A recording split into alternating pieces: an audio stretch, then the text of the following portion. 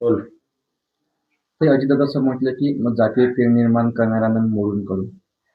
अजितदादांचं statement आवडलं आम्हाला.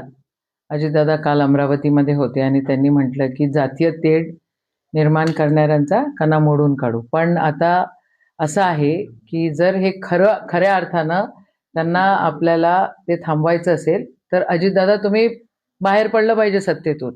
एकीकडे तुम्ही त्यांच्यासोबत बसता, त्यांच्यासोबत सत्तेत बसता, सत्तेचा पूर्ण उपयोग घेता आणि नंतर असं दाखवण्याचा प्रयत्न करता की तुम्ही भाजपाच्या विरुद्ध आहे.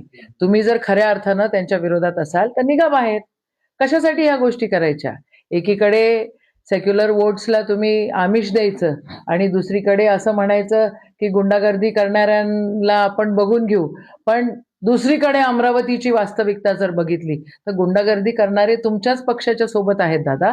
आणि तुम्ही या ठिकाणी येऊन आम्हाला म्हणताय की जातीय तेढ निर्माण करणाऱ्यांना आपण बघून घेऊ. तर मग आपण बघून घेऊ तर या बाहेर, पडा बाहेर. ते तुमचा उपयोग घेत आहेत, ते तुम्हाला बिलकुल वापरून घेत आहेत. तर आपण करू ना मग सेक्युलर लोक आपण सगळे सोबत येऊ. तिथं सत्तेत बसायचं आणि इथं आम्हाला वेगळ्या गोष्टी सांगायचं असं नाही चालणार दादा. तुम्ही आम्हाला दिशाभूल आमची करू नका. आम्ही सेक्युलर आहोत आणि आम्ही सेक्युलर राहणार आणि आम्ही तुमच्यासोबत नाही येऊ शकत.